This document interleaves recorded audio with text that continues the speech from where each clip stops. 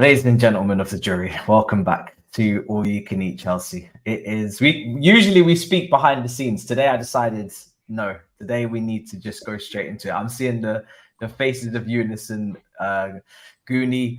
Big up, brother, for coming on. An honor. And also Miz will be here, people. He's just running 10 minutes late. Usually we have a chit chat, we have a little bit of banter beforehand. Today I said, nah, let's just go straight into this because I need to know how my boys are. Younes, I'll start with you, bro. Your face says it all. How are you doing? If we don't laugh, we cry. If we don't laugh, we cry. For what it's worth, I'm good. But yeah, not good, if you know what I mean. And shout out to Guni for coming on as well. We spoke earlier on. We went a little bit in depth, but this is going to be very, very detailed. And yeah, I think today is a very today's a day where reality has really hit, I think, for the fan base. So this is going to get interesting. Yeah, no, 100%. I know exactly where you're going with that, and I agree. Guni, brother, the people have been saying, yo, when are we going to see Guni on All You Can Eat Chelsea? Now the time zones align, but the timing is terrible, brother, with that performance. I mean, that result. How are you, bro? How are you doing? I'm good, man. First and foremost, we'll start with the positives. Thank you very much for having me on the show. A show that I'm obviously a huge fan of and that I follow. So it's always good to be here. Obviously, I was with Younes earlier live. Obviously, yourself, Matisse, very much familiar with each other. But we seem to keep meeting in these ridiculous set of circumstances. I'm choosing my language very carefully here because I don't want to demonetize you in your opening sequence. Do you know what I mean? So I'm being very tactical. I'll keep it less for now. I might progress later depending on what I'm allowed to say. So just give me a heads up on, yeah. If I'm going a little bit too far later on, you're just going to have to tell me, yo, Guni. I managed to escape getting my channel banned with the whole Wimbledon second round. Will I go live? Didn't work out. Tried to bypass the copyright infringement, so I managed to go on Instagram. So if you get me banned, that would be like a shock to me because I was like, yo, I thought I escaped that, but you just come in and do a Mazzolini. But listen, I would get it. If I'm not mistaken, I swear YouTube has like there was a brief point where you couldn't even say one swear word, but I think now they've kind of relaxed that. I think you can still get monetized. It can hit your monetization a little bit, but I've never felt the wrath of it at this current moment. Maybe today will be the day. I'm looking forward to when Miz gets here. Miz will be here in a few minutes, people. So just, you know, if you're just joining, you're wondering where he is, he will be coming. There's not false advertising on the thumbnail. So, I mean, let's get into it. Bournemouth 0, Chelsea 0. I'm not even gonna go with my thoughts yet because I put my review out on this channel. I wanna just pick up from where I left off, which was the feeling of it, first of all. Before we get into the analytical side, the tactics, what we're not happy with, apportioning blame, if there is, that's the direction we want to go to, or if we're going to start to hit reality, which is what Younes is talking about. I want to say, Younes, what is your emotion right now? Are you angry? Are you disappointed? Are you kind of, I don't know, numb to it at this point? Because it feels like a long season already, even though it hasn't been. It's 5 games in, but it feels like we've been playing for 20, 25 games. Yeah, you're right. It does feel like all of a sudden what felt like it was new is just feeling very old now. But that's because we're getting a continuation of last season. That's as simple as that. And how I feel, it's still early in the season. However,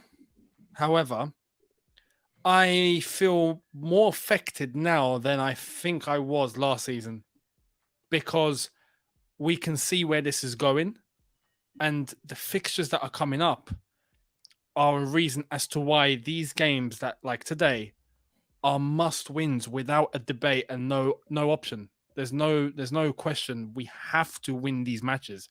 Nottingham Forest, we've got Aston Villa, and we got Brighton in the Cup, and we got Burnley and Fulham. Like Aston Villa and Brighton, obviously debatable, and that's not going to help if we drop points or we get knocked out by Brighton in the Cup. Those 2 games are at home. But Burnley and Fulham, we have to win. But like we said about these last 2 games, we haven't, have we? The problem is after we come back from the international break, like we've already clarified this. We've got Arsenal, we've got Spurs away. Poch goes back, so imagine that. We've got Man City, we've got Liverpool. We've got Liverpool, or we got United. We have everybody. We have everybody. Imagine we drop points like today, or like we lost against Everyone Forest. but Liverpool. We get knocked out by Brighton, and then we go into the international break, and then we come back and we get absolutely wrecked by all these things. We're gonna be bottom with Luton.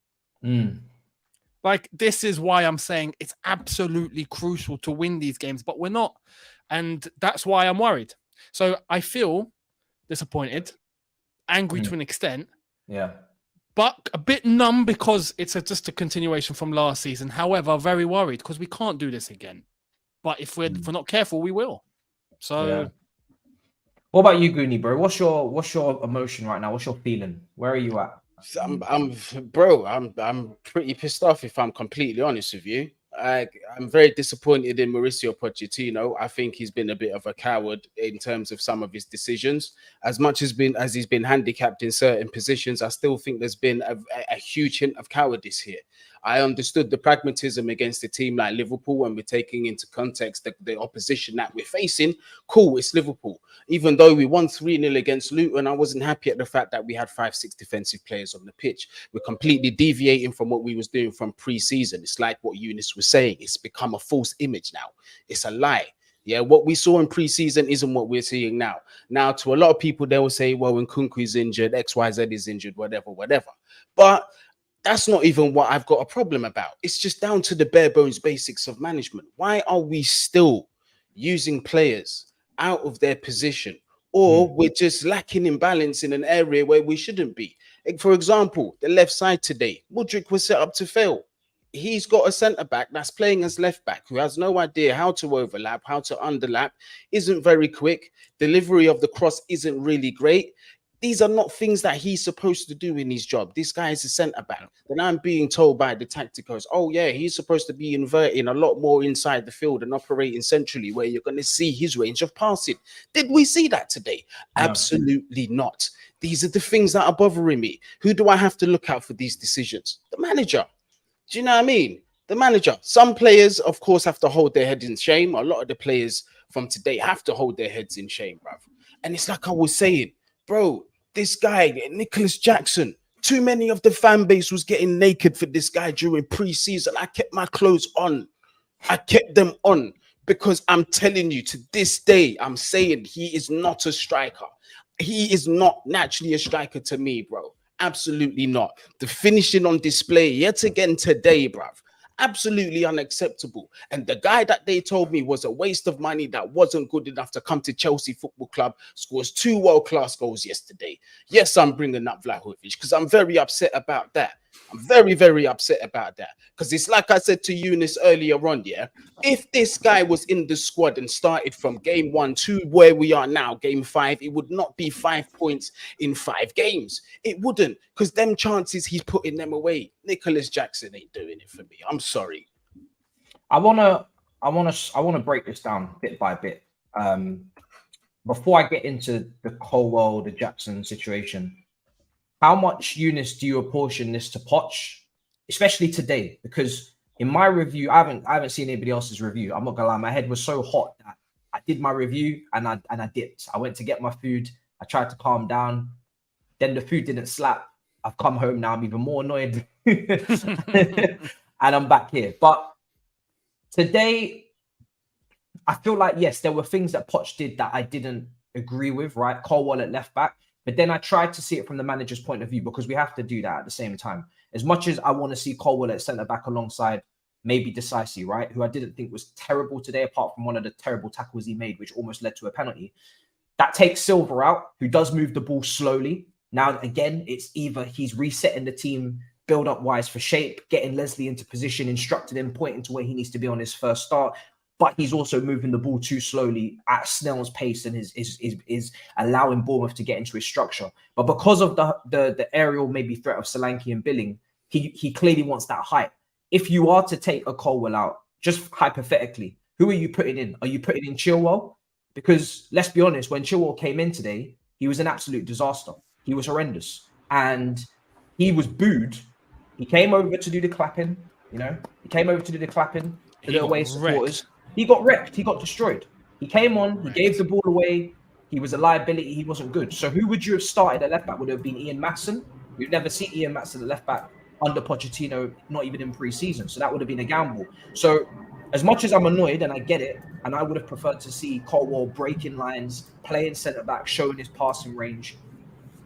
The alternative and the other option is not always necessarily going to lead to what we think it is. Like, there could have been other things that could have gone wrong in consequence of making that decision. I don't know. Where do you stand on this, Younes? Because I honestly, I think Chilwell for captaincy. I looked at who was wearing the armband today. I saw Gallagher wearing the armband. I think it's a joke. Like, honestly, he was borderline on his way out. Obviously, he stayed due to his own accord and he wanted to fight for his place, but he's nowhere near good enough to even start consistently for Chelsea, let alone wear the armband. When Gallagher's leading your team out, that speaks volumes. And then on top of that, you got Chilwell then taking the armband off of him when he comes on, and he was dreadful. This is the thing. It's a complete blend of issues. So if we're going to focus very quickly, the blame for me today goes 50-50. Poch and players. I've stuck everyone under the same umbrella today.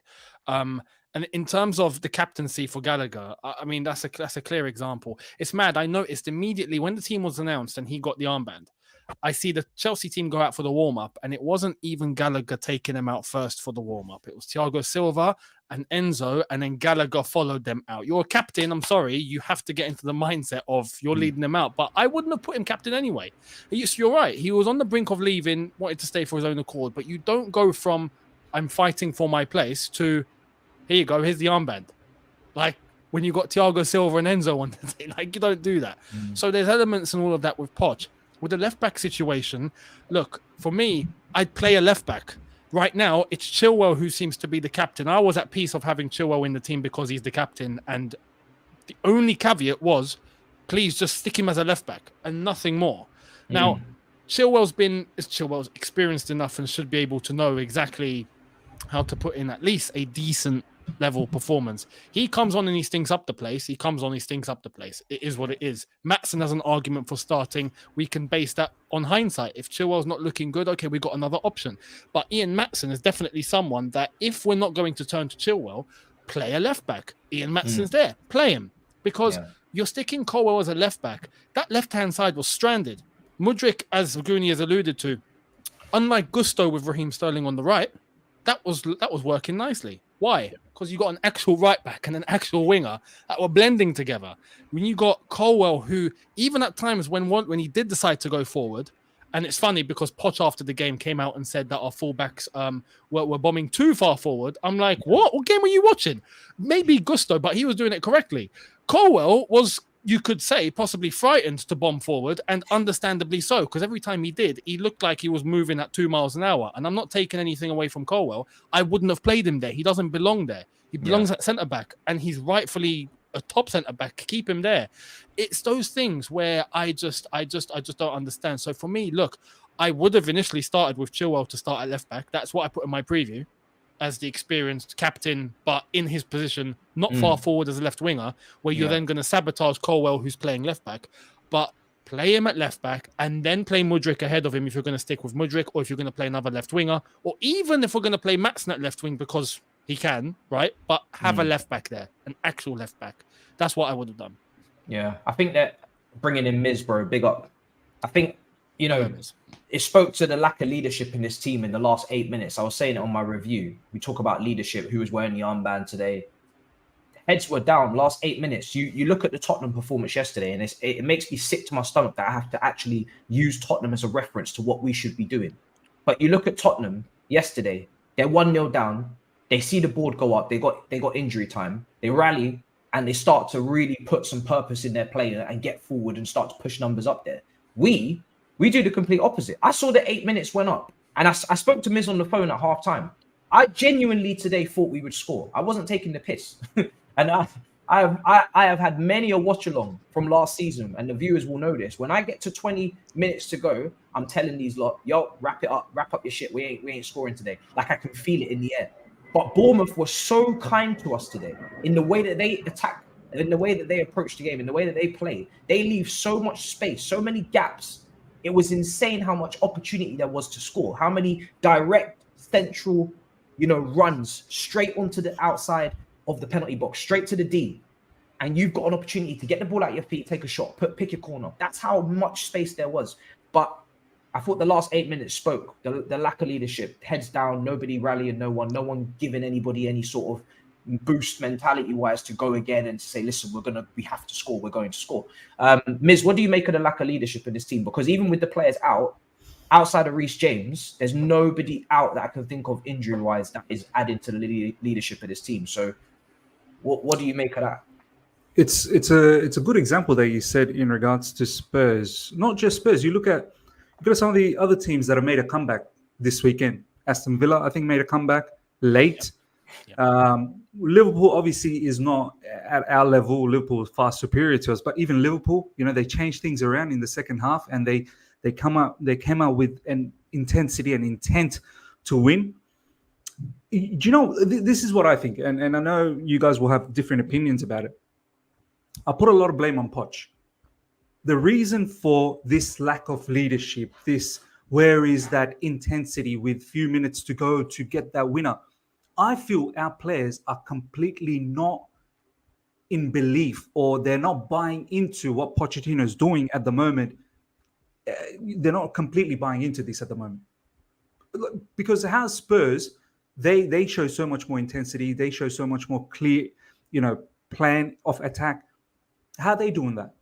I just get the feeling our players, they're backing Pochettino, but they're not fully understanding exactly what Poch wants on the field.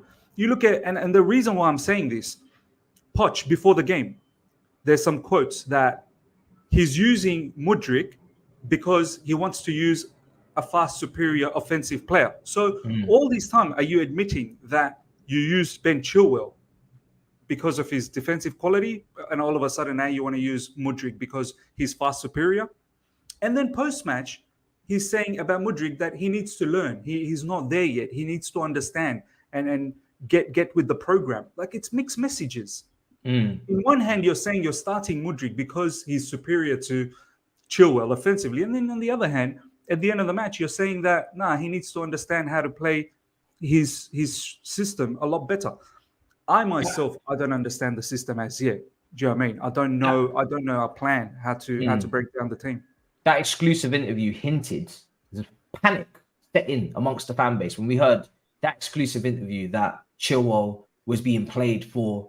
Listen, he's created the most chances. He was almost double down in defending. And then we see him benched, not even put to left back, which is what I had in my preview as well. Benched. I never expected today Chilwell to be benched. That was like one of the last. He's probably going to be the first player that was going to start. Like, that's how it felt like. Do you know what I mean? Exactly. But then I also thought to myself, if we don't capitalize off of the fact that we played attackers, he's going to go back into his shell and go again with the Chilwells at left wing after for maybe Aston Villa, because they've shown today, unfortunately, with that extra attacker. I know that we were, kind of hampered at the left back position, but I get you in terms of Pochettino overall is sending mixed messages. But today, I look at the players and I look at the board and I think to myself, if a team like Bournemouth can be that open and we can have that many shots, and that was the bare minimum amount of shots we should have had. Because if you think about it, the amount of times we didn't shoot, we opted for the extra pass. Then it was, miscontrolled, blocked, out for a corner. So many opportunities. Even when Palmer came on, he could have had a shot. He decided to pass out to Jackson.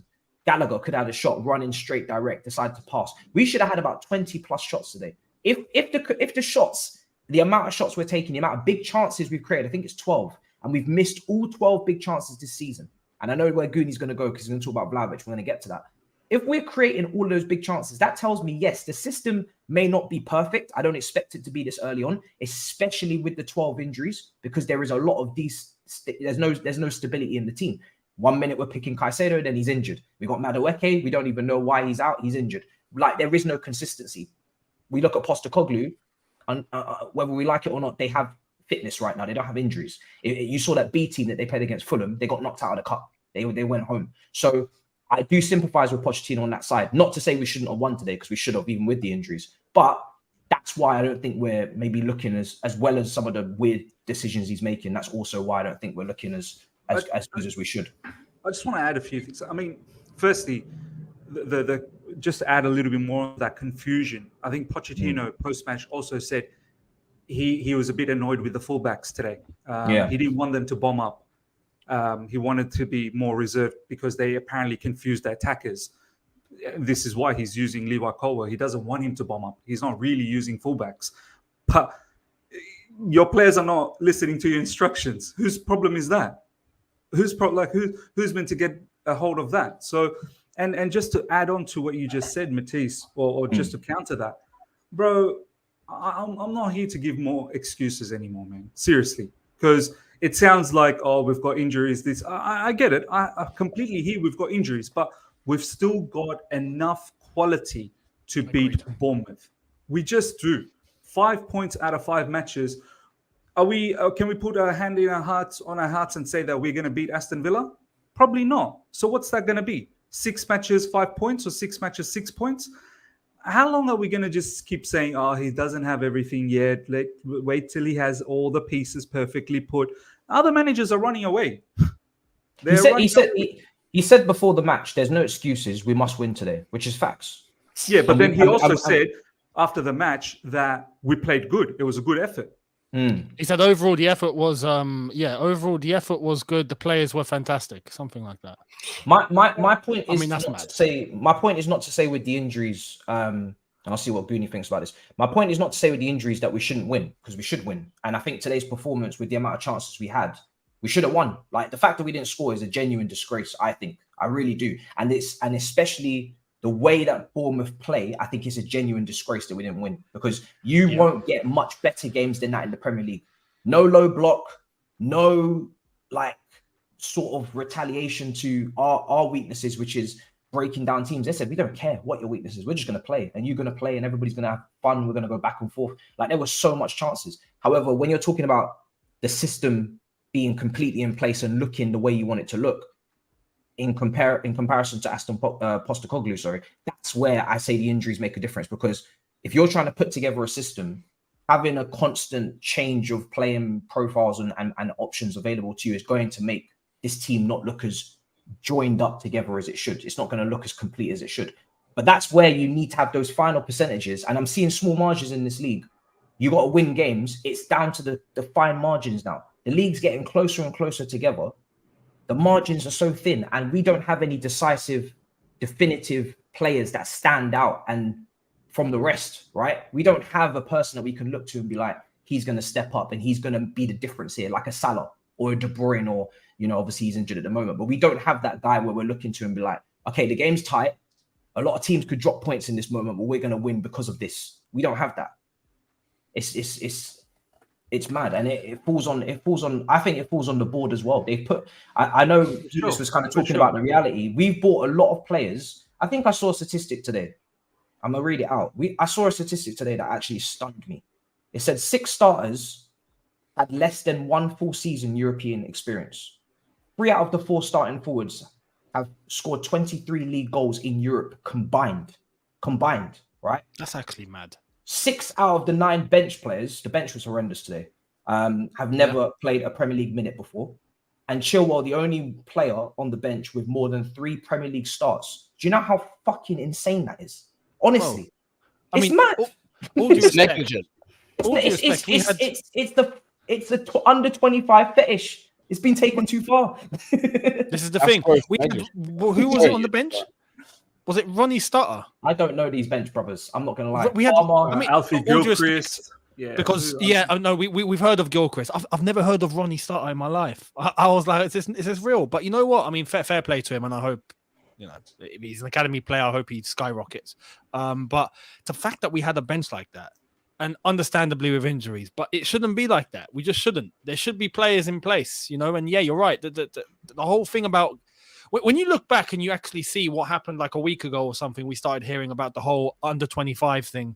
We can't get any players above the age of 25. That's insanity. It's insanity. You can't rely on just the youth only, especially in moments like this where you do get some injuries and you're looking to depth and you're just having to call a bunch of kids. Like, no, it's crazy. But you know what, bro? It's not even just the age; it's the amount of games they've actually played. No, it's like exactly. They're not even experienced young players as well. Exactly, and in turn, this is my problem. My problem, and this you see it when Chelsea play. I truly believe the IQ is low. Like the intelligence of these players, not all of them, but the overall intelligence of the team when they're playing is low. Because there's some decision making that we see, which is just it hurts my head. I watch Chelsea and I'm in pain because you're seeing an example was Cole Palmer. And I don't know why Chelsea players do this. I mean, he's come from City. When he had that opportunity come into the box, and you're thinking he's going to lever it, he's got a chance to cut in maybe a little bit more, tuck it around the defender and take the shot. Yeah. He decides to pass to Sterling with a heavy weighted pass, sends him almost to the corner flag, only for Sterling to turn around and then pass the ball right back to him. You've just wasted like 5 seconds when in that 5 seconds you could have not only not allowed the defense to get into even more position, but to go around the defender and score. But that's not just Cole Palmer. It's a lot of Chelsea players where when they're under the pressure, they haven't worked out what they're going to do. They're trying to figure it out. They're wasting time. They need the extra second. Then they have to go sideways or they have to go backwards or they try to commit with a pass, but they're not so sure of themselves, but they do it anyway. And then they lose the ball, or they think, screw it, I'm going to leather it and see what happens. And then they just hit the ball up in the air. But the overall intelligence is low. Jackson took a shot from the left side, which was Jackson, never on. Key example. Hit a poor exactly. innocent, You ain't child. Didn't do you ain't nothing scoring wrong. from there. That was a mad shot, by the way. Poor Jimmy, who's got school in the morning, got absolutely beaten and bruised by that ball for no reason. He didn't do shit. Bro, if you go back and watch the replay, someone actually had to make a dive for it because there was a guy walking up the stairs and it would have hit him on the head. So guy actually managed to save the guy that was walking up the stairs. But there was no reason to shoot from that angle. Like not even Van Basten would have come back from retirement and his knee injuries from back in the day and score from that angle. There was no reason to do it. So IQ, intelligence overall is just low. It's just low. Let me just quickly add something before Guni has a go on the next thing. I just want to say, I know we're talking about Chelsea and how we had chances. Yeah, we definitely did. But let's not forget, Bournemouth weren't just sitting around. Like, if it wasn't for Robert Sanchez, for me, who was the man of the match, Bournemouth could have won that 100%. Match as well. So we're not talking about a particular performance that, do you know what, we were watertight in defense. We were so strong. We absolutely smothered them out of any opportunities. Nah. In the second half, they had quite a few chances to go 1-0 up very easily. A little bit more quality than Bournemouth wins that game. So this is where I'm a little bit. I don't want to throw too many excuses, man. I just feel there's a lot of responsibility that Pochettino should start taking. I mean, for me, I know you guys probably already talked about Conor Gallagher. Captain or not, I don't even want to talk about that. Why is he starting? Why didn't we just go straight away with Cole Palmer? Yeah. What is Cole Palmer not fit anymore? When are we going to see Pochettino actually go out there and throw the kitchen sink at the opposition and actually tell the opposition, you better be scared of us? We played. I agree with you because I wanted him to start, but I don't think any team we put out would scare anybody right now. I mean, it's the intent though, Matisse. It's the intent. Yeah. Having Cole Palmer starting as opposed to Conor Gallagher, the opposition know. I think we understand what Chelsea's trying to do. Having Cole Palmer, the opposition's like, do you know what? They're going for it. Yeah. Guni, bro, what about you with this kind of responsibility? Because it's weird. It's tough to judge because there's been so many briefings over the summer. Pochettino saying he wants an experienced Premier League player. We go and get Cole Palmer, who I don't think's even put together 20 starts. Like, it feels like, yes, he can develop players, or at least we want to see that he can, right, over the course of the few years or whatever, even this year. But have we overdone it? Like overkill, where we've asked him to develop everyone. Like everyone must be doing it. Absolutely. Where have you seen this in football before? Where have you seen any top team chasing any kind of success take on a project like this? You haven't seen it anywhere. You haven't. What we fielded out today and what was on the bench is gross negligence, bruv. Complete gross negligence. The bench shouldn't be like that with the amount of money that we spent. Really and truly is like, I know it, you know it, Younes knows it, Miz knows it. You're not going to go into a season in this day and age in the Prem and expect to even get top 5 with youth, inexperienced youth like this without some kind of, and experience isn't just down to, you know, your age, because you can be 23 and very much an experienced player. You could have experienced the top levels of football everywhere. Champions League finals, may have won a few of those. Do you know what I mean? Have that integrated in the team. Doesn't necessarily have to be a 30-year-old, but they do help. Senior figures of senior age numbers, they do help, because there's an element of respect there from youth to senior in terms of numbers. There is that element of respect. But we've gutted it out completely. We've got Thiago Silva. A lot of people are going to point to him. The guy barely speaks English if we're having it right. Do you know what I mean? He barely speaks the common language that everyone speaks. He is a senior leader that does lead by example, yes, but that's not enough. You've got Ben Chilwell. Ben Chilwell has been made captain, but this man is injury prone. And we've known this for the past several seasons. Outside of those two players, you've got Raheem Sterling. He's been here for what, 1 season? And even him, his form is hit and miss. So where is the full package leader that can, 1, lead by example game after game, and 2, has been there, done that, and has experienced several situations? Instead of being in a situation where they're meeting it first time in the Premier League, we're stuck. How do we break this? How do we break this down? Doesn't matter who we sub on the pitch, is still the same thing. 8 minutes extra time. How many of you were confident that we was going to get a goal? Oh, I knew. I was confident up until the 8 minutes was shown, and I saw the reaction. You see what I'm saying? Now let's wheel it. Let's take it back a couple of weeks. Hold on, let's take it back a couple of weeks. When West Ham went 1 man down, were you confident that we was going to at least get 3 points or even come away with a point in that game? Was any of you? That's levels. That's talking levels right there. I'm never confident when the opposition go 10 men down, and I'm never confident now when we go 1-0 down. That's a big problem. Tells me we've got no resilience. And the manager, I'm sorry, look, this is a mixture of management. It's a mixture of players as well, but the manager as well.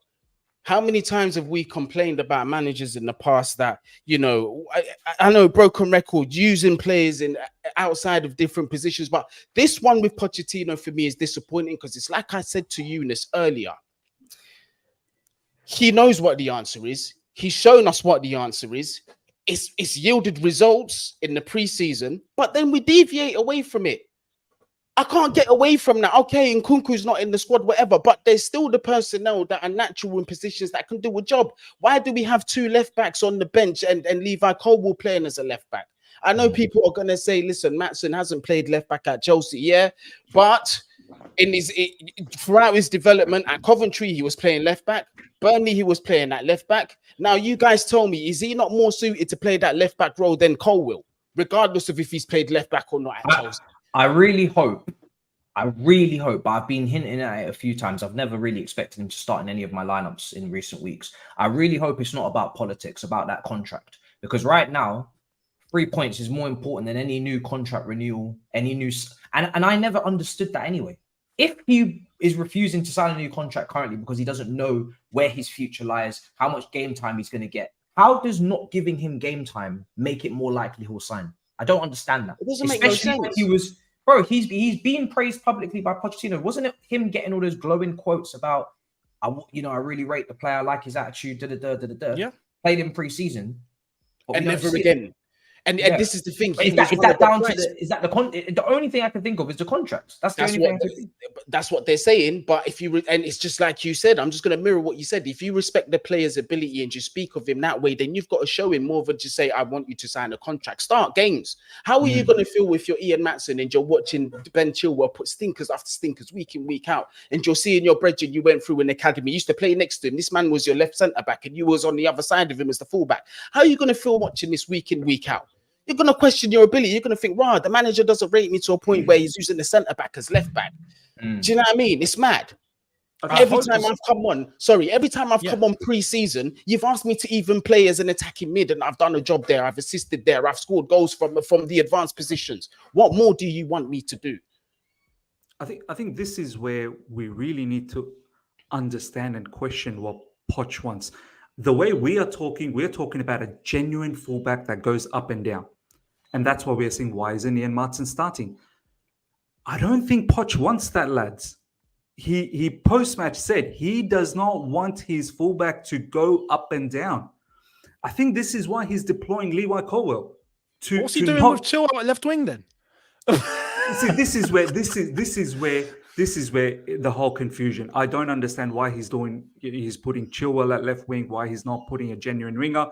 But I honestly think Levi Colwill is actually not a left back. He's more as a left CB.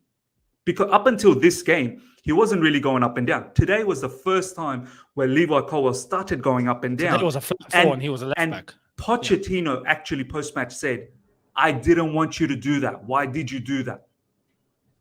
So I think this is the reason why Maatsen doesn't play, because Maatsen is not a sitter. He's not going to sit as a LCB. He will want to bomb forward. So this is where I'm like, guys, I think we need to understand what Mr. Pochettino is actually doing, because in one hand, it looks like he wants to play that Pep Guardiola style, 3 CBs, wingers wide, more players in and around in midfield.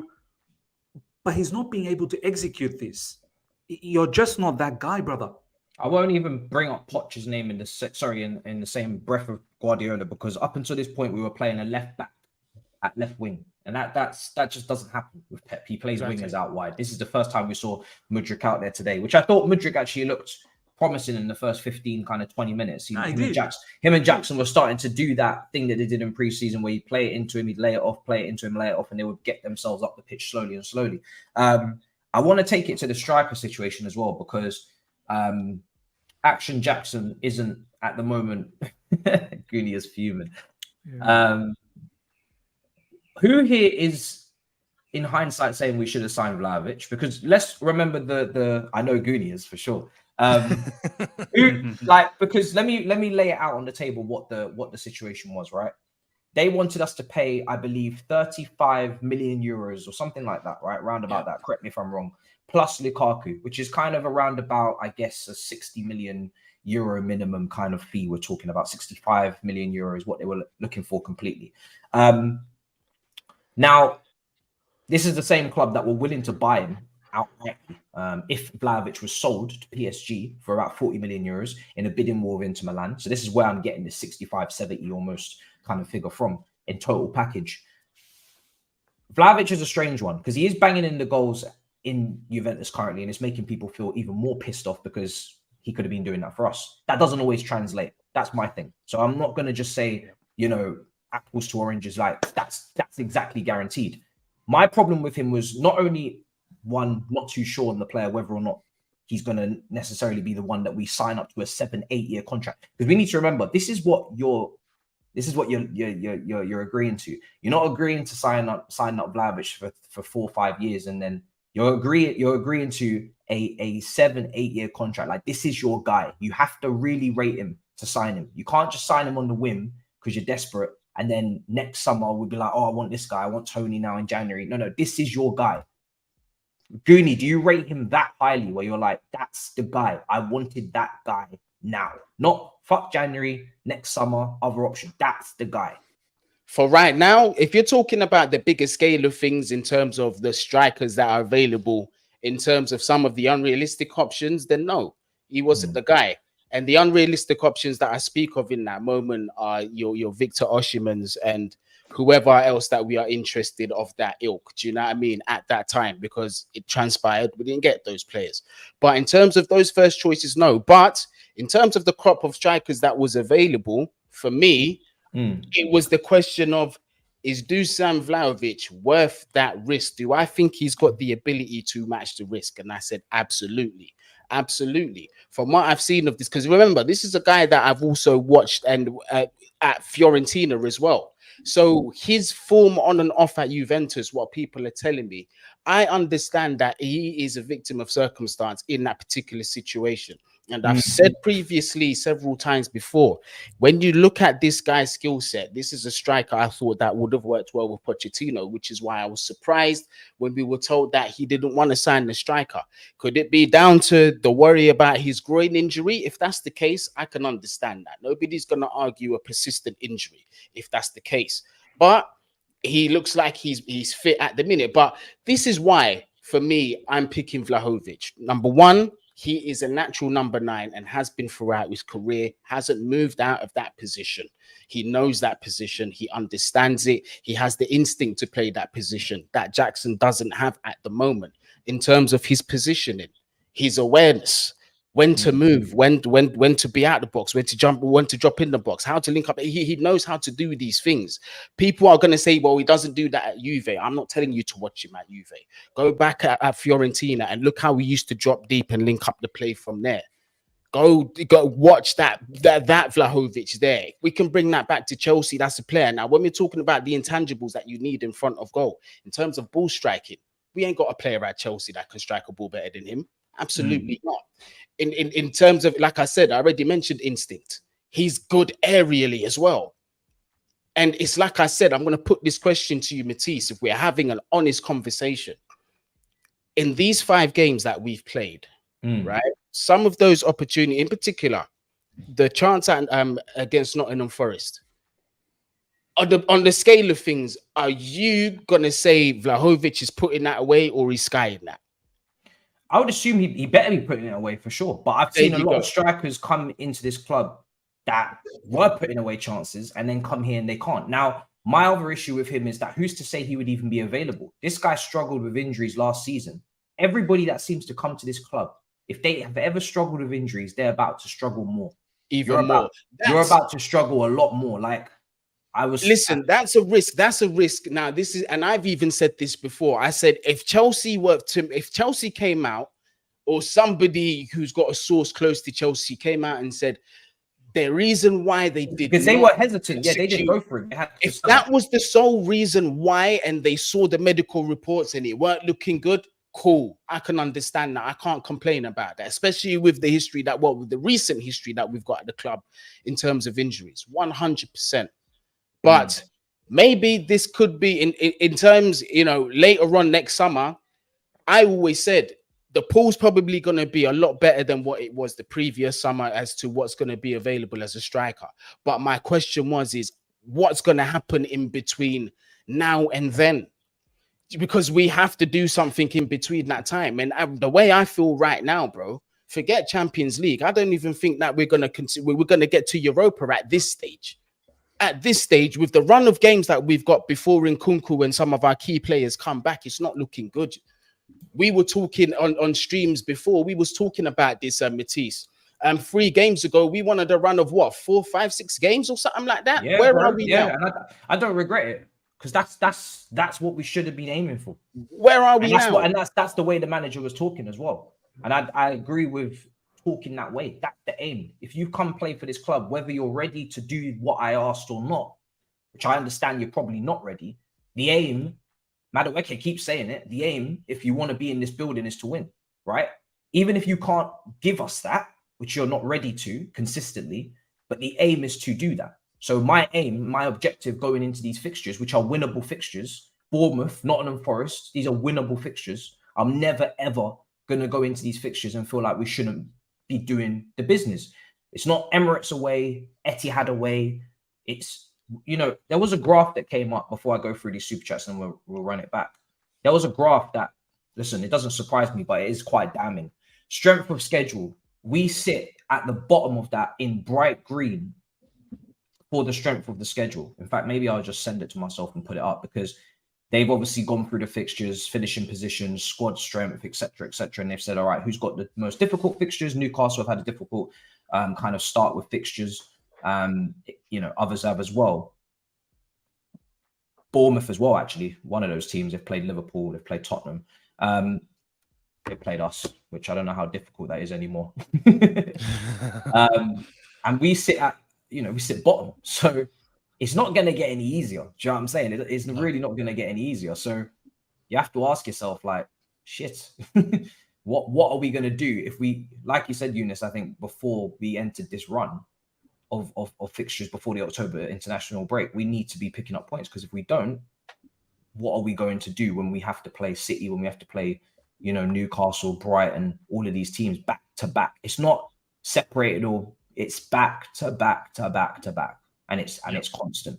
Here it is here. Let me see if I can bring it up. But yeah, go on, Younes, bro. No, and this is the thing with the schedule. Yeah, look at that. That's outrageous.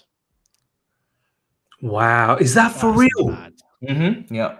We have the easiest. We are having the easiest fixture out of everyone. Well, bro, if you want to look at it, we've played West Ham were in a relegation battle last year. They're too good to be down there, but they were down there, right? They got a good team, so I'm not disrespecting them. But then it's Bournemouth, Nottingham Forest, Luton Town, and obviously Liverpool are the only outlier. It was a good fixture list. I can't lie to you, bro. And we got 5 points out of that. We've only played one team from the top half of last season. Wow, that's insane. And it goes to show that even with the players that we have available at the moment, it's not, obviously there's injuries and all of that, but there's no excuse. And when you look, we spoke about this earlier on with Guni, when you have players like Nkunku who's going to come back in January, what, you're going to wait till January to start getting points? I know. You're just not going to. And we have to be realistic here, right? This is where we're talking about under 25s and the players that we've chosen to buy. At the end of the day, it does point to the decision makers. We've spent, since they've come in, over $1 billion. Now, we use the whole thing of we've sold a lot of players too, and we've changed the squad, and we've had to change the squad. Absolutely, in terms of balancing the books, that's purely financial. But the reality is, in terms of the quality we've brought into the club, yeah, we've spent in excess of $1 billion. There's no excuse, even with injuries, to not have players there that are ready to show up when you're spending that much money. Because when you look and you're honest with it, if this was Roman having spent $1 billion in just under 2 years, realistically, we'd be up there competing for the title. But we weren't throwing that money about towards the latter stages of his time, except for the odd big signing here and there, like Lukaku, or we go through the window where we bought Havertz and Werner and all them lot. But in terms of spending that much, there's no excuse to be having academy kids on the bench earlier on when we have no one to turn to, and then Poch only has to make 3 subs because that's all he can really make. It's crazy. And when you look at the fixtures like you've just shown, those were the easiest fixtures. This is why I'm coming on and saying these are must wins, because if we don't, we are in trouble. We could, and this is why I'm worried, we could actually find ourselves in a situation now where we start playing, if we don't pick up points against Villa, or we get knocked out against Brighton. I mean, things are gonna go left from that point, let alone the games from Arsenal onwards. So this is why we have to get these wins now, but we don't look like it. And it's gonna be peak. It's gonna be peak if we don't, especially if we don't beat Villa and Brighton. It's gonna start going left. Obviously, the confidence won't be there either. Obviously, like the left back, Silva, Chilwell, like these are obviously like annoyances, I'd say. But we lead in shots, we lead in big chances created, etc. Is not signing Vlahovic for you a massive like regret? Do you think it's down to that, or do you? Because there's 2 ways to structure an attack for me. And this is why I don't get purely only on Jackson, because first of all, it's early days. So I've seen strikers struggle before for our club. So it's nothing new. If anything, I'm more patient, if anything, now, because I've already been traumatized. But when it comes down to goals, if you have a striker like a Jackson, you need goal scoring wingers. We don't have that. Agreed. We've gone with Madueke. We've gone with Mudryk. We could have gone with Diaby at Aston Villa. We could have gone with Rafa Leao. Goals. Then Jackson doesn't look so bad. Especially if you apply the fact that Jackson was meant to have a goal-scoring second striker in Nkunku behind him. A lot of people wanted Kudus. We went with Cole Palmer, etc., etc. So him dropping deep was meant to allow an interchange. So I saw the vision, but I don't see the vision when you have a striker dropping deep with no goal-scoring wingers, and then you don't have a goal-scoring. Like you just where is the goals meant to be coming from? You got to structure that correctly.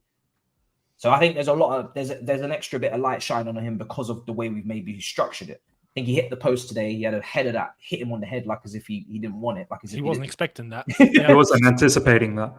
Yeah. And you have to. You have to anticipate.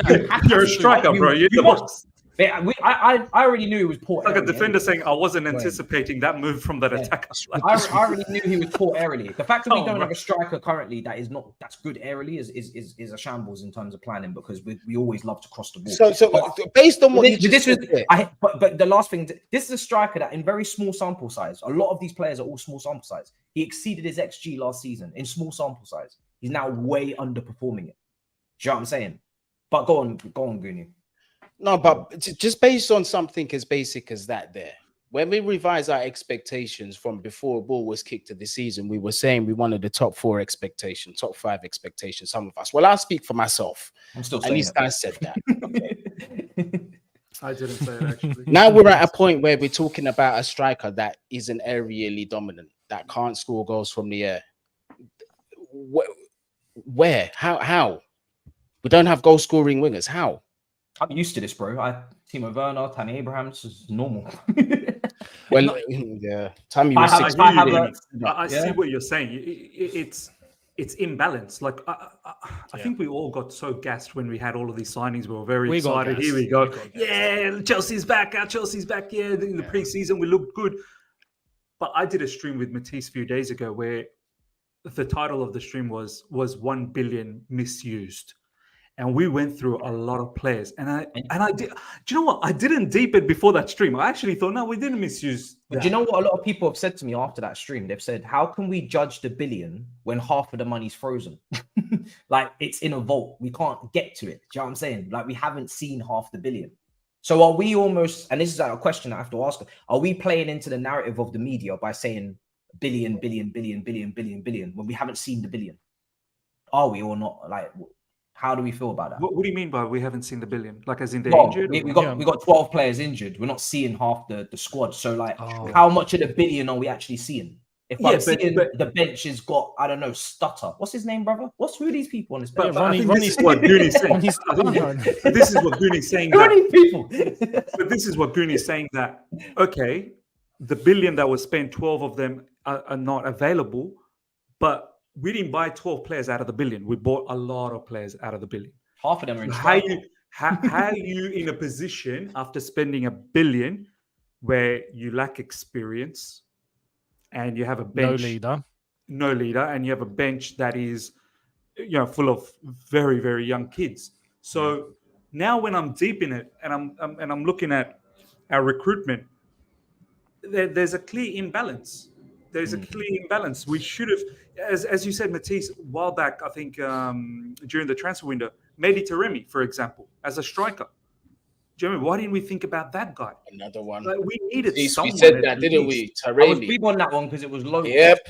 And his experience as well in the highest level. So now circling back with that Vlahovic conversation, I think, look, there's a multitude of few things that has taken place here. One, we didn't want to do that deal with Juventus the way they wanted to package it up. They only wanted to give us Vlahovic if we gave them Lukaku plus X amount of money. I think it was in excess of 30 or nearly 40 million pounds. We didn't want to do that deal because that deal seemed wrong to us. Two, I think there is definitely some concerns in regards to the injury issues around Vlahovic. That is definitely a point. Three, I think there was an eye in the future that maybe they want Ivan Toney. So they didn't want to just settle for someone right now and then have that situation like we do with the left backs where we have 7-8 left backs and people, it's very difficult to get rid of. So I think they were in a bit of a limbo that we're not really convinced with Vlahovic. We've got our eye on Ivan Toney or whoever it is, Taiwo Ione from Nottingham Forest. I don't think Poch was completely convinced with Vlahovic as well. But my thing is, no problems. You weren't convinced with all of these players, but you could have just at least got someone for a year contract or even a loan. Why get yourself David Washington, another 18-year-old, who I'm pretty certain Chelsea's plan wasn't to keep him in the squad. I'm pretty certain his plan was to go somewhere else and develop. So that's the thing. There's definitely a misuse here. You can count about 100 to 120 million of players that are actually not even Chelsea first teamers. Like they're meant to be out on loan.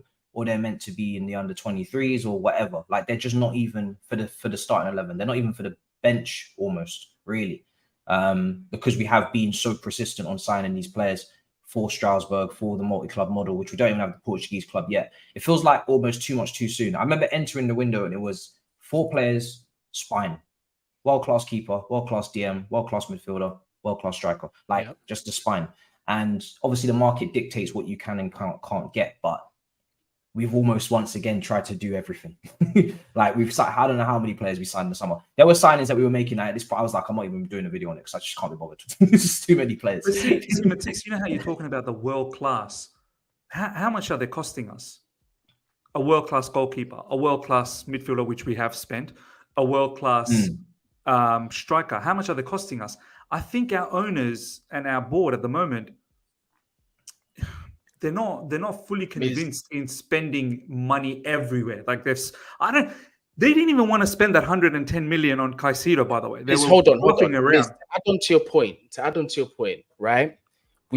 How much did we spend on Mudryk, or what would the final price be on Mudryk? I think with add-ons, it's about 100 million. I think with add-ons. Right. It's 66 up until about too close to 100. How much would have a winger who's proven himself cost? Doesn't even have to be 28, 29 years old. Let's say somebody like a Leao. Let's say even that, or City bought Doku. I think even, watch this, I'm going to take it one further. I think even if we went with that 100 million package to Napoli and said, give us the guy with the name, bring him to Chelsea, that could have happened. Why are we going for this guy? This is what I'm saying about, I'm not bothered about so much the amount that's spent. It's what we spent it on, bro. Yeah, so what you're saying is making complete sense to me. I have to agree with you, bro. It's what we spend it on. All of this money, we're looking at the bench. Look at what we've got. Another question for you guys. How many first team players? The bench has to come down to injuries, though, Guni. Because those 7-8 players out of the 12 fit, the bench doesn't look like that. The bench looks good, or the bench. Okay, but what's this? Senior, it looks competent. How many first team players did we sell out of Chelsea in the summer, and how many first team ready players did we bring in? I guarantee you, we sold way more first team players who got way more first team minutes than what we bought in. Oh, there's definitely more experience that left in terms of minutes accumulated than came in. 100%. Oh, yeah, for sure. There's no question about it. You know what? Kovacic has had a whole career. Kante's had a whole career. Like, this is what I'm saying. They've had like, Mudryk's probably got like maybe 1/15 of what Kante has in terms of experience. So yeah, it's not even close. Now name me these guys that we've signed this season that have got individually that have got more than 2 or 3 Premier League seasons in them. Because Caicedo doesn't. I went through it. With, I don't even think Cole Palmer does. No, Cole Palmer doesn't. Senior football outside of the Premier League. Jackson doesn't. I went through the numbers. The experience is non-existent. It doesn't. Mad, did it? And you know what's crazy on top of that is, and this is where I look to the owners and I genuinely think now, after hindsight, unfortunately it's hindsight, but I think they have been thinking on the way that they've done their business on a purely financial level and not on a sporting level, not on a footballing level. Back in the day, I feel like we would have done our business on a footballing level and then try and make it work financially. Whereas now I feel like they're doing everything financially and they're hoping it kind of works on the football level. When you're looking at all these players like you've just come out with, and they're not even experienced to the point in terms of minutes and how much they've played, say, senior football, but we're tying all of them down to 7-8 year contracts. Why? Because it's purely financial. We're just trying to spread the costs out. But what in turn does that do? When you're looking at a player like a Vlahovic, for example, that we didn't really bother to go and get, or we didn't like the terms or whatnot, but a senior player like that, we try and come in. You just know Chelsea are not going to go and get a senior player to a 3-year deal. It's not going to happen because they want to spread the costs out. But that's not how everyone else works. Do you know what I mean? So you are in turn kind of sabotaging what the team actually truly needs in the hope that in 4 or 5 years' time, it's all going to just flourish. We could be playing championship football at that point. Who knows? I think you can do that with the top young players. Like the top exactly. One.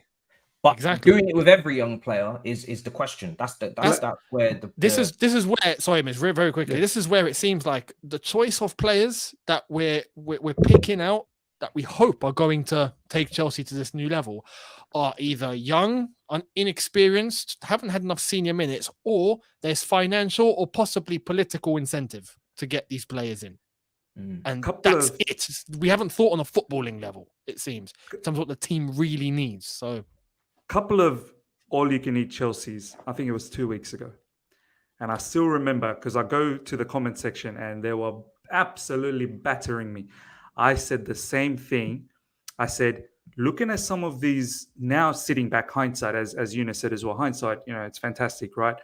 Back then we were all hyped, everyone. But I said, from a business standpoint, Chelsea seems to be very, very savvy, selling all of these academy players for pure profit, bringing in all of these players to bulk up the balance sheet, spreading the contracts out for long term, amortizing it, reducing the cost in the long term, paying players low wages, buying these sort of hope players, untapped sort of players, hoping that they become something huge and paying them less.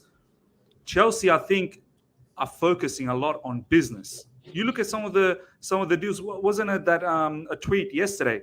Who's that brother that looks after all of our marketing stuff? Apparently, we're looking at about 30 or 40 different types of partnerships, not just with Infinite Athlete, but Riyadh Air, but many other different partnerships that we're looking into. Chelsea's becoming, I feel, a bit of a business. And it makes sense, because look at all the different young players we are trying to get. We don't even know half of these players. David Washington. Who else did we get in recent? That Matisse. Then we got Angela Gabriel. Then we've got Kendry Paez. All of these players, like Moreira, for example, Moreira has already started to earn income for us. I think Chelsea owners are more focused on how can we produce more income stream. And this is one of the incentives, or one of the goals that the owners had when they first took over Chelsea. They wanted to create more income streams. And they're doing that. That's great. But I think it's in the detriment, as Younes said, where you're forgetting the football. I think also, but when you sign Caicedo and Enzo for over £100 million, I remember saying this, you're not going to make a profit. That's not a business. That's you must perform. That's like, you absolutely must win, and you must win trophies. And that's, if you're going to make the most amount of money as a football club, winning trophies, being in Europe, getting TV revenue, getting prize money, that's how you're going to make the most amount of money. If they don't know that, they're going to get to know. Because if we don't qualify for Champions League next season, you can bet your ass there's going to be every single reporter out there saying, oh, you're missing out on that Champions League money, yeah? That's not good after what you spent. So success breeds income. That helps income. Yeah. Do you know what I'm saying? So I get it, but only to an extent. I think on top of that as well, for me, you look at the previous recruitment that we did before. We spent a lot of money previously on the past regime on players we know. And we asked for scouting. We asked for players that not necessarily we don't have to know them, but we need to know that you've scouted them thoroughly and they're going to be unsung heroes, gems. Some of our best signings like Aspilicueta, Solomon Kalou, these guys that come in and do a job, we didn't necessarily know them that well. We spent a lot of money on Kai Havertz, spent a lot of money on Timo Werner after banging in goals in Bundesliga, being third to only Messi and Lewandowski for goals that calendar year. We spent a lot of money on the players that we know, not necessarily coming back with anything other than sitting, 19, 25, 30 points behind Manchester City in the league. So there's a blend to this. There's a blend to it. We're not going to see, I guess, and everybody be tired of hearing it, we're not going to see whether or not this was spent incorrectly for two reasons yet. People are not available, half of them. I've just put a list in the chat, 9 of them, right? 9 of the players that are out. I think I had on that list Carney, Nkuku, James, Badiashile, Caicedo, Lavia, Madueke, Broria, and a couple of others. So there's some important players there missing. But 2 reasons. We're not going to see it now because it's early days, and these players are clearly going to have their moments. And then we've got to judge it over time. So what is the best course of action? Because I've seen people talking about manager out, this, manager out, that. That's the natural reaction to every single Chelsea fan. Whenever they think something's going wrong, what can we do? Sack the manager, because that's what Roman would have done. But if that's what Roman would have done, what you have to also understand is what we're doing is not what Roman would have done. What we're doing with the playing squad is not what Roman would have done. So what we're doing with the manager can't really be what Roman would have done, because you don't sign a bunch of under 23 players and then make it an unstable environment and expect them to expect development on an upward trajectory. It's just not going to happen. We don't have Ivanovic, Alex, Drogba, Lampard, Terry, Cech, Essien, Ballack. We don't have these absolute kings to be having an unstable management. So I'm at a position where reality, going back to circling what you said at the start, it might be peak. We might have to drop our expectations. It might be looking long for us. But I'm almost resigned to the fact that we may have to sit in this mud as a unit. Everybody who signed up for this shit, you must find a solution. Pochettino signed up for it. You must find a solution. All these players, you're on 8-year contracts. You must find a solution. This board, you must find a solution. Ain't nobody going anywhere. There is no quick get rich scheme. Even though we already got the money, but we ain't feeling rich in our feelings. We ain't got no quick solution. There is no solution to this. Everybody right now in the fan base, well, a lot of people in the fan base, I'll say, not everyone. They want this click of the fingers. What is the fix? You know what? I'm gonna tell you right now. There's a whole heap of issues. We've just gone through them all. Medical team, what's going on? That needs fixing. Tactics, personnel, positions, that needs fixing. Development of players, that needs to be accomplished. There is no quick fix. Enrique, people were shouting for him, right? 2-0 draws in the first 2 games, just got beaten by Nice. It's always someone out there that can come in here and fix. And that's what this club is built on. Year after year after year. Everything out there fixes everything in here. And everything we get out there comes in here and flops. And then when we take it out of here and we put it out, Felix, classic example. Felix dragged beyond all heart's content by this fan base last year. He didn't fix everything. He didn't make the system click. He's going to do well at Barcelona. I kid you not. Scored the other day. He's going to do well.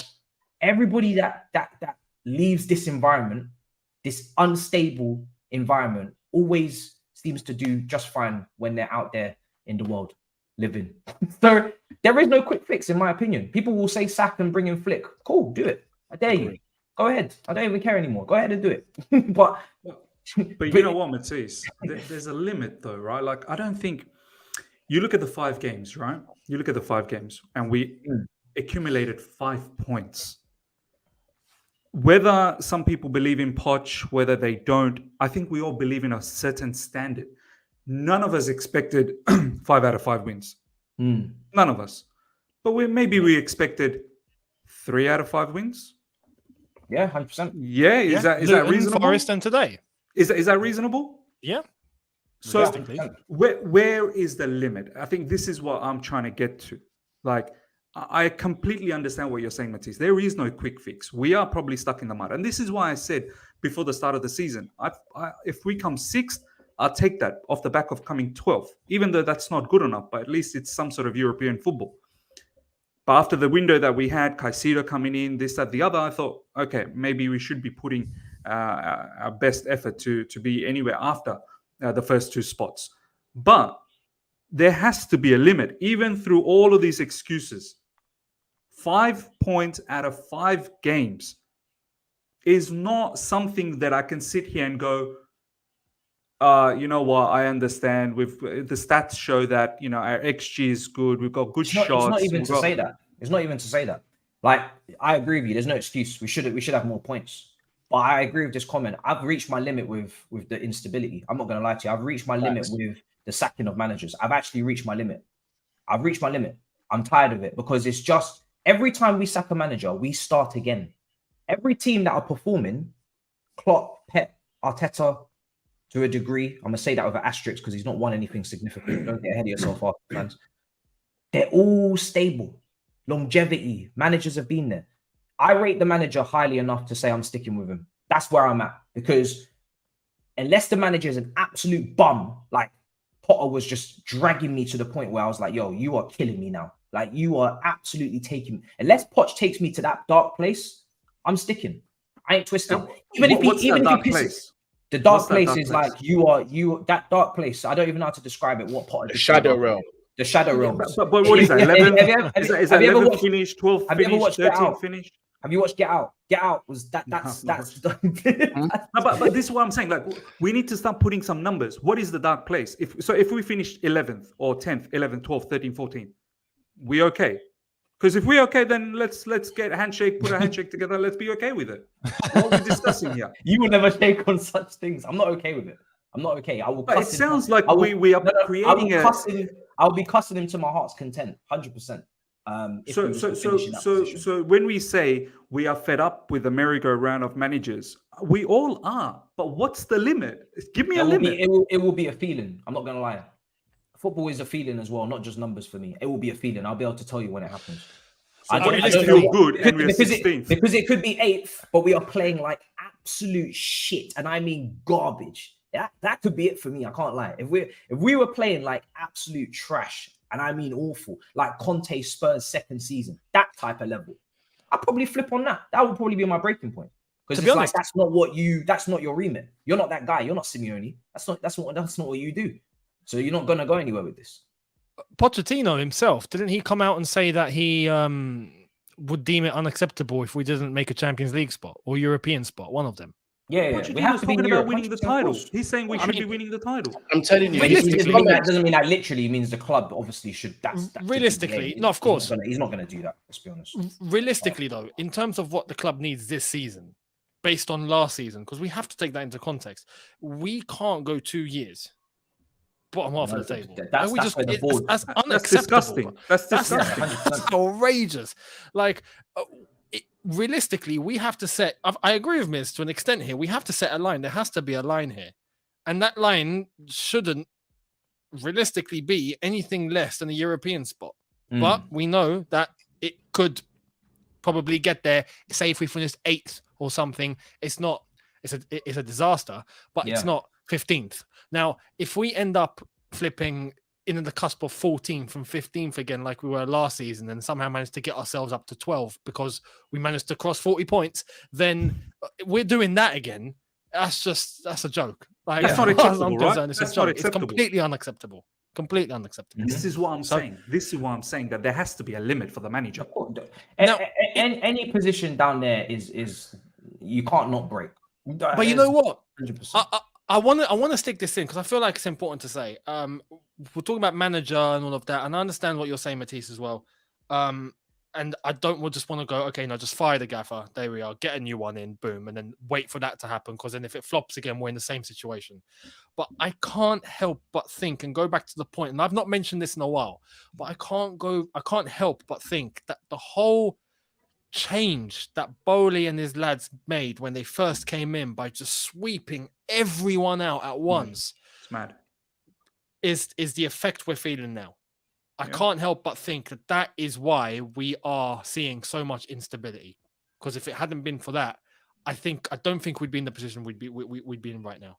And then if you start making changes slowly, cool. But to just swipe everyone, including the groundsman, not even the groundsman survived. I don't think the canteen lady survived. No, everyone got she swapped. texted me. Exactly. Everyone got done, and then we're just going to get an entire new group of people that have never worked together and just click it. I honestly think that is what we're feeling right now. And even if with Poch or without Poch or another gaffer coming in, I think it's the ripple effect of that decision in the first place. Younes, wasn't it Kovacic last season once he left, or I think it might have been midway through? I think he mentioned this. He said that there's just a whole heap of new. There's just everyone's new. I come in, everyone's new. Do you know what I mean? So from the medical staff to the whole heap of other people that are involved with the club, I wouldn't have done it the way the new owners did. I would have slowly transitioned away. But this guy came in and he just wanted, the owners came in. They just wanted full brand new, fixtures in the club. They wanted to get rid of everyone that they knew so that they can have full power and control of the club. They didn't want to have Peter Cech hanging about. They didn't want Marina to hang about. But I think someone like Peter Cech and Marina, had they stayed for about at least 6 months to a year, it would have helped us to transition. Much like when you work, like say, for example, you have a new management. Like there's a time of transition. You hand the papers, you explain the work, you tell them this is what we do on a daily basis, and then you slowly phase away. But I think Marina won. I think Iceman, for once, I actually agree with something you said. Which is Marina couldn't stay. I think she had to leave because of Roman, but also some of the errors we were making in Windows prior to the Bowie, Clear Lake Consortium coming in are damning. Rudiger and Christensen not being signed up to new contracts forced us to go into the market for a long-term injured Fofana. which is again looking like a mad error. Another player to add to the list, and Koulibaly. Would not have had to do that.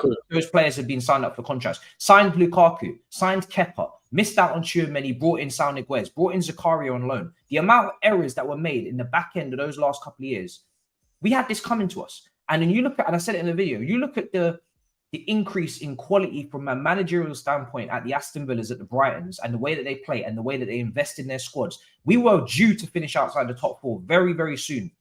And outside of the Champions League spots that we so claim that we had control over.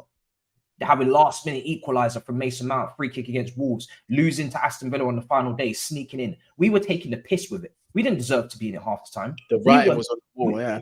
But the writing was on the wall. So half of this is the ownership, 100% for going down this route. And now I can only judge them in said time when these players should have developed, and then I can look back on and just be like, okay, did this work or did this not? But half of it was also previously what happened, where you guys, you didn't put the squad in a healthy way. How many years did I ask for Kante to be replaced? Kante finally leaves on a free. Come on, man, don't play with me.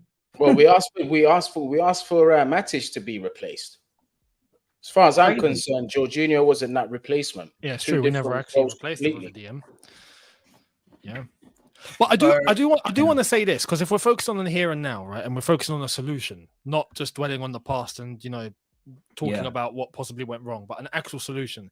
They're here now, and there's this new structure and there's a new team and everything, and that's kind of been going in motion for months now, and hopefully that's clicking behind the scenes, at least on some sort of level. But in terms of a solution, there has to be pressure. So as Miz rightfully said, in terms of drawing an actual line, the owners need to set a line to Poch, to everyone else, and go, look, we can't go beyond this. If we go beyond this, you're done. Simple.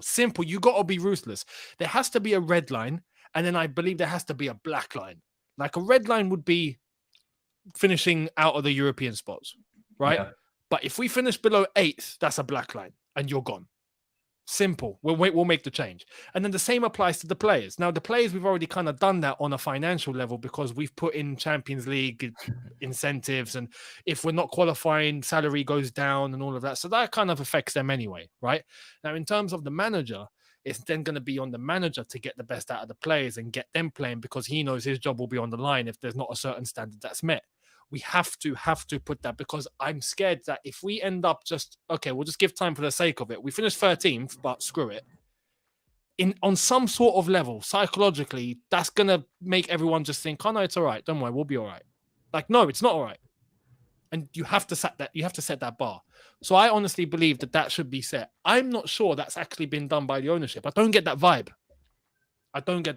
And I think it's a shame that they don't have a line as well, the board, because you guys will be then responsible for 2 of our worst place finishes in recent history. Where's your line? Do you know what I'm saying? Like, it doesn't work like that, unfortunately, but they must also have some consequences. They must also come out and speak, because if we were to finish 10th, it wouldn't be just down to Pochettino. It wouldn't be down to just the players, because they can only perform to the level of what they're at, which is the level that you overestimated if you sign them on 45 million for Cole Palmer, 68 million for Mudryk, rising to 88. If you overestimated the talent and what it was ready to produce at said time and how long it was going to take to develop said talent, and what environment you put that talent in, for some of them in their first 6 months to a year, which was the most unstable environment I've ever seen in the club's history in this league, then you must also be in trouble, surely. So it's mad. Yeah, exactly, 100%. 100%. The exclusive interview dropped with Win Stanley and Lawrence Stewart to say, we have set this club to put them in a better position. Okay, well, let's see it. We're going to hopefully see that. We have to see that. So you guys have to, you've put your money where your mouth is. You've put the players there. They have to deliver, or you are also responsible for that, because you brought them in. Everyone has to be accountable here. 100%. Everyone. And even just touching on that Gallagher situation, our board, and I saw an article from The Athletic just a few days ago before the game saying the board does not value Gallagher based on his skill set, but value him based on his market price. So why is he playing football? And then our manager is taking this player and giving him the captaincy to lead the line for Chelsea. So There what's we are. going on here? Wimbledon, What's going on here? What's going Cucurella on here? agrees personal terms with Manchester United. Cucurella starts against Wimbledon. Exactly. What's going on here? What's going on? And we spoke about Maatsen. Maatsen's not playing, but we're talking about a contract situation as well. But if he would possibly be a solution on the I pitch. want an experienced Premier League player. Is it financial? Cole Palmer comes in. Board's saying one thing, Poch is doing another thing. So make it make sense to me. What's going on? This is where I said I believe that there's a big financial incentive in Repercussion the of what we've done than footballing. Yeah, well, what we've done. It's all pointing there. 100% there is. I mean, the wage bill had to come down significantly for sure. And those contracts were amortized for we know why. So if you do bad things, you must do community service, right? And this is part of the community service, it seems. Yeah. Think about it. If we give Gallagher the armband, does his value go up? If he puts in a somewhat decent performance, he's got an armband, technically his value kind of increases, right? If Maatsen's not playing, and even though we think he might be the solution, but he's not playing, does that give more an incentive for him to not sign a new deal and then get sold and we get pure profit from it? This is where I'm thinking it seems to all be aligning as to we're looking money, just money. For stuff the football, money. And that's coming from the ownership. And Poch, I believe, that he either toes in line or he goes against what the board are doing. And I don't think he'll do that. So But I like the way how you sort of presented the whole case, Younes, that, all right, we know there's a lot of issues, but what can we do to now fix it? I'm still in a strong belief, and I'd love to hear what you guys have to say. I still think we have good amount of talented footballers to win games. Like, I'm not going to sit here 100%. And say, do you know what? Our squad is rubbish, man. We are no hope. We are getting relegated. No. If Pochettino against Aston Villa at Stamford Bridge with the home crowd, show a little bit more intent, man. Play with Cole Palmer. Make a choice between 3 centre-backs. Take 2. Make a choice. It's either Silva, Desassi, and Levi Cole. Make a choice. Just select 2. What do you want your fullback to do? Bomb up and down or not? If you want him to invert, play Cucurella then. Play Cucurella. And if you can't trust Cucurella, then okay, find a different solution then. Have one side bomb up, have Gusto stay back. What do you want to do in midfield? You can't play everyone. You can't play Caicedo. You can't play Gallagher. You can't play... And make a decision. Now, it's going to be difficult. You made Gallagher the captain. Can you potentially drop a captain next game? This is a player that for the last 2 windows, they were trying to push out the door. Go to Everton now. Go. Now he's the captain He's of like, Chelsea no, Football Club. I don't want to go there. I want to go to maybe a Newcastle or Palace. No, go to Everton. No. Okay, cool. Next window. Go. Get out. Tottenham. Leave. Oh, but you know, I'm proper Chelsea. Listen, credit to Gallagher. Credit to Gallagher. Proper Chelsea. And this man will not let. This man must be putting the middle fingers up right there. Yo, fuck you. Yeah. I'm the captain. Who's the captain now, bitch? Get out of here. It's like that Leonardo DiCaprio scene. Yeah. Yeah. I'm going nowhere. I'm staying. What's that scene? How he goes? I'm not leaving. I'm not leaving. I'm not leaving. I'm not leaving. I'm not leaving. Chalobah's the same. Ian Maatsen's the same. These men are pure profit, and they're like, yo, I'm not leaving. I'm not leaving. I'm not leaving. They're almost thinking you won't get pure profit from me. You're not going to get it. Nothing about me is pure. Yo, last thoughts from Guni before I outro him, bro. Any last things you wanna? 2,300 people. If there's one point that you will need to hammer home before you go, what would it be, bro? Oh man, just one. Man's got a list. I mean, there's so many to choose from. I don't know which one's going to do it the most justice, bro. I don't know, man. It's just all right. I'll divide it. I'll go manager and then I'll go players. Manager, I want to see less cowardice from you. I want to see more conviction in your decisions, and I want to see decisions that make sense. I want to start seeing players played in their better positions, like we've been singing for the past 3-4 previous managers. It's going to be no different for you, please. Stop deviating from what already works. I understand that there's injuries, but still, there's no excuse to use Ben Chilwell as a left winger, Colwill as a left back, Gallagher next to Ugo Chukwu, and then Enzo is closer to the striker. You don't have to do these things. You don't have to reinvent the wheel. Just stick to what works. Now with the players, get your fingers out of your bum and just start playing football. Seriously. Like strikers. Yeah, strikers. I say loosely. Nicholas Jackson. If you don't understand your position, learn. You've come to a club, unfortunately, where there is not really much time to adjust. There is no adjusting period at Chelsea. So if you're going to hit the ground running, I suggest that you study pure strikers. You study their movement. You work on your finishing as well. And the players outside him understand his movement. Start learning his movement as well. Start building that cohesion. Yes, it's going to come the longer that we play, but at this point in time, it's not looking good, because come Christmas, there may be a very uncomfortable conversation that neither of us want to have, because the run of games that we're having before then, boy, we might not be top half of the table. That's just the facts. I'm not gonna lie. Well, that's how I feel anyway. But on that note, thank you very much, lads. Big up Matisse, big up Younes, big up yourself, Miz, big up everybody in the chat. Big thumbs up. Make sure you give the video a thumbs up. Make sure you subscribe to this channel if you're new. Man Knows Football is where you can find me. Gareth Southgate out.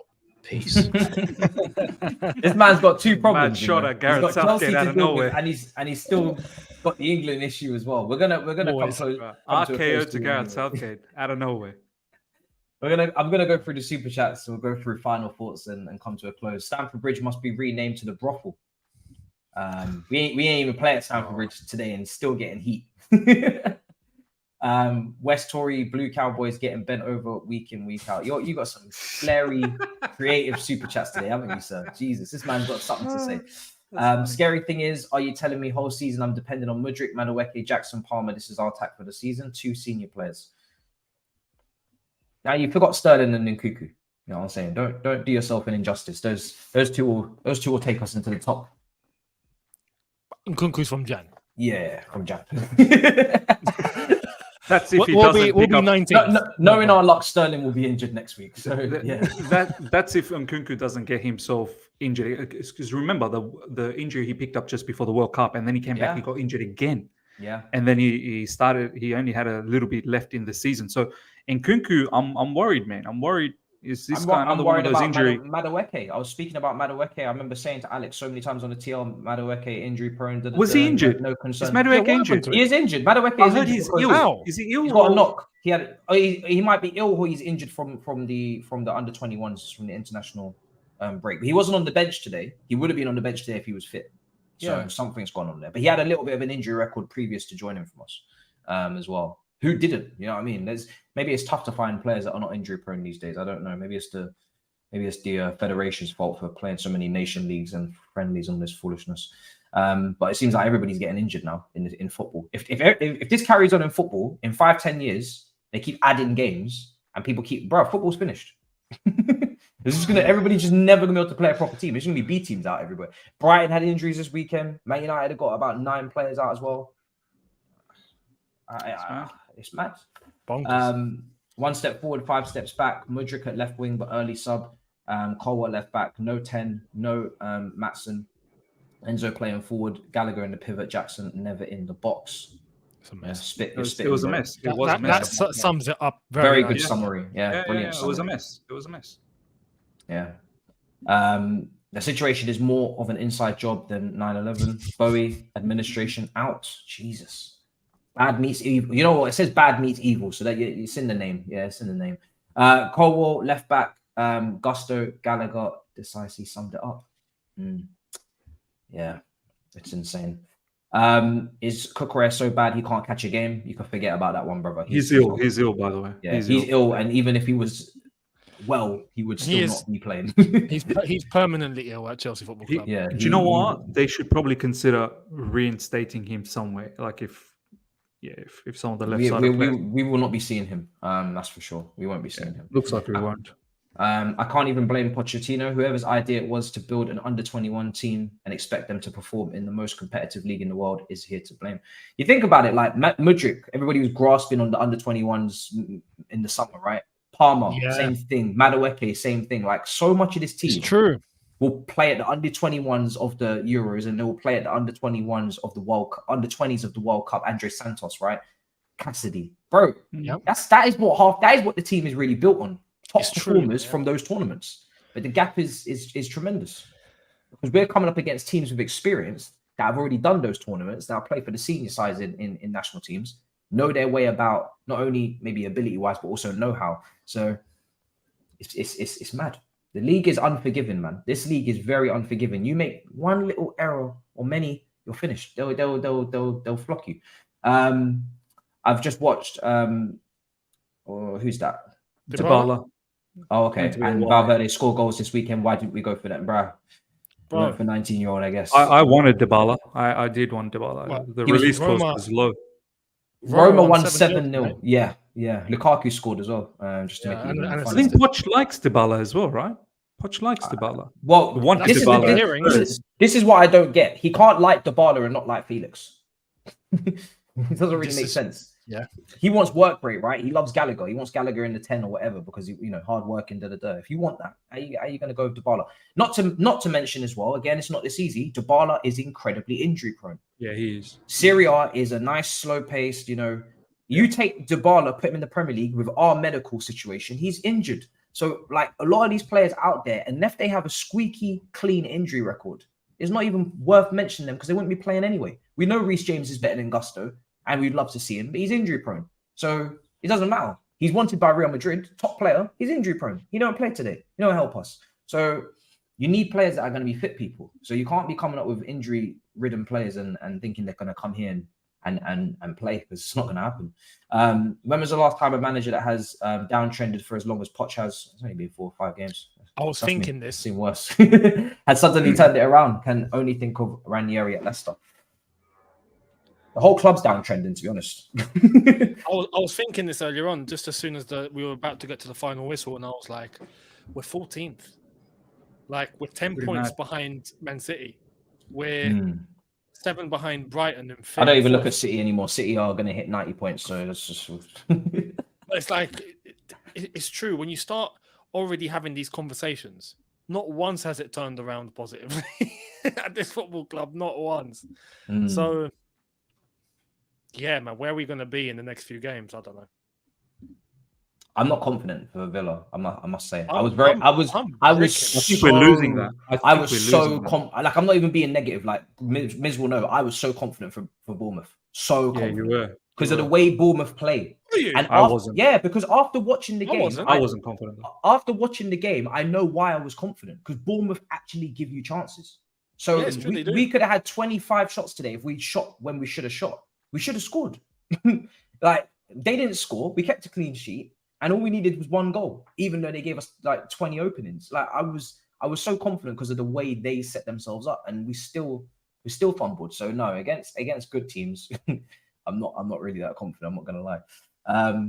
So yeah, but mad. We have one of the most chances created in the league with new players.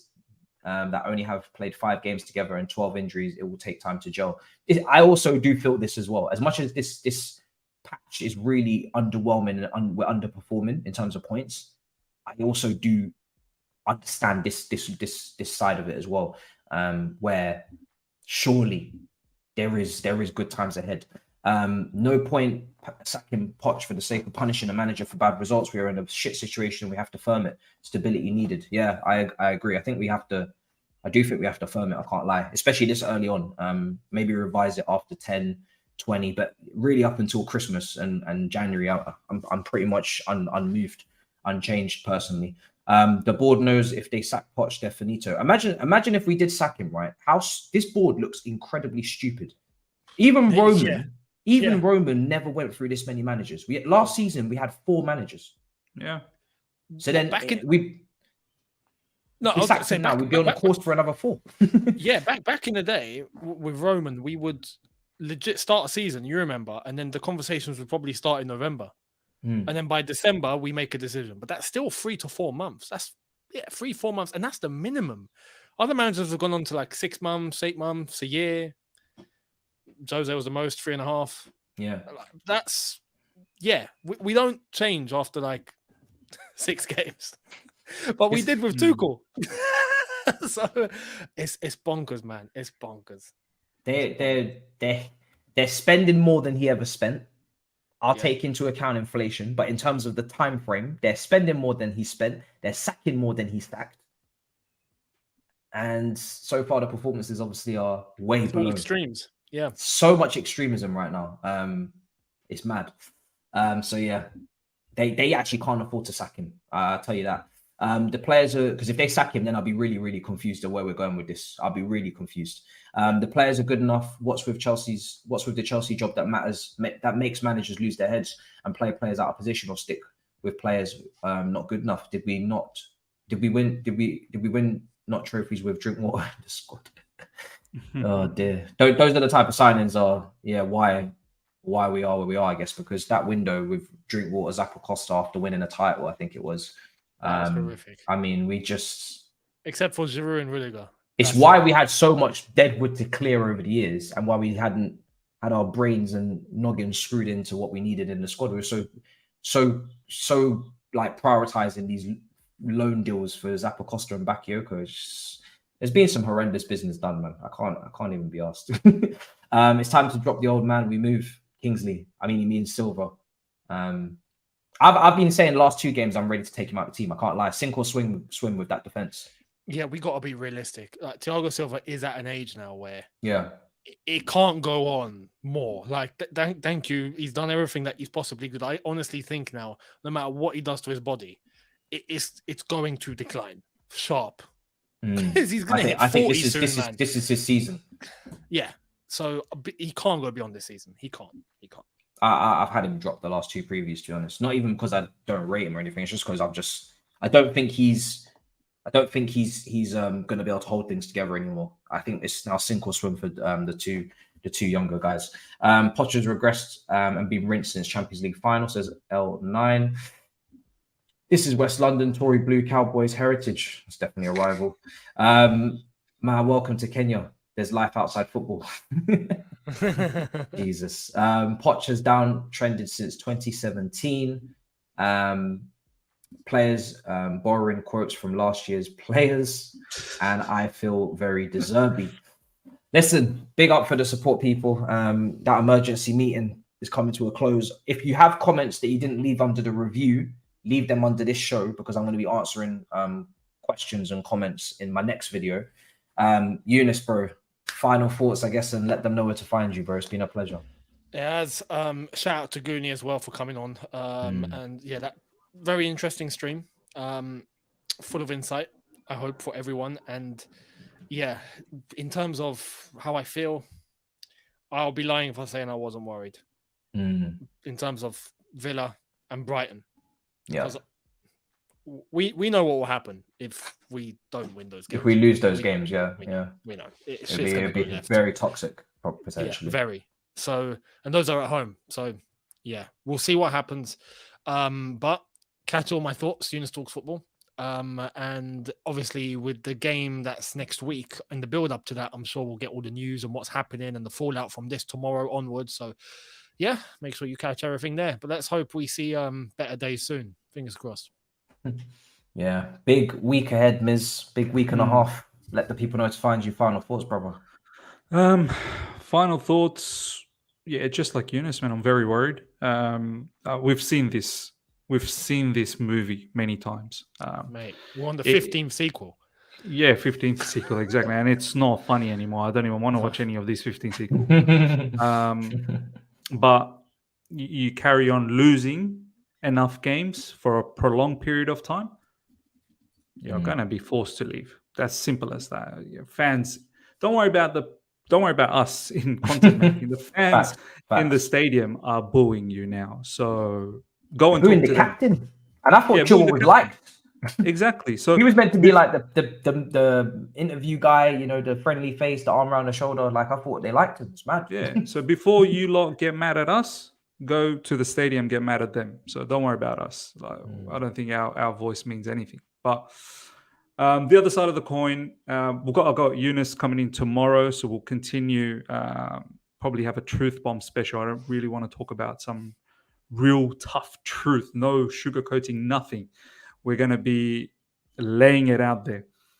And yeah, check out my review that I had post game. If you haven't seen that, do check that out. And lastly, Discord. I just started a Discord community where there's quite a few people already. I think close to about 60 or 70. So if you wanna get to talk more Chelsea or any other sort of footballing conversations, check out the link which is in my community page, and you can join up on the Discord group chat and get to know more Chelsea fans. So yeah, there you go. Check that out.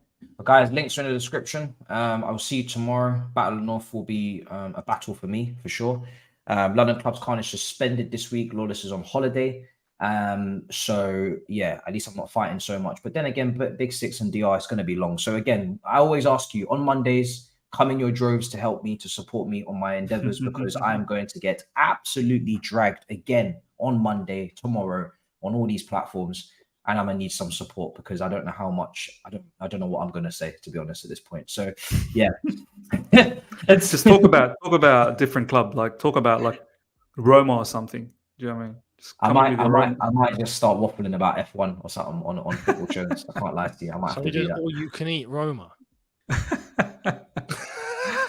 They were saying that you Mourinho, you might be onto him soon. You might be on the phone to him soon. I got him on speed dial. How much would it hurt you, final, before we go, if Mourinho was to come in here and this ownership was to still carry on doing what they're doing, and he was to get fucked over and his reputation was to get tarnished, and he was to have a similar kind of record of losses on his name? He wouldn't come in if the owners are selling to him that we're only buying 15-year-olds. He wouldn't do that. He's going to say, look, I can't play with 15-year-olds. That's for under 15s. No, I genuinely think Mourinho probably go into the boardroom and sort them out. Like we probably hear about casualties and things kicking off physically. But no, if it got to that point, at that point I'm literally bored out. Everyone get out of the club. At that point, it's a wrap. Because if he can't bring some sort of stability, he's still our longest serving manager in the last, I don't know, 40 years or something. If he can't do it, no one can. Simple. So. Well, guys, us and Manchester United in arms once again. In a bit, people. Peace.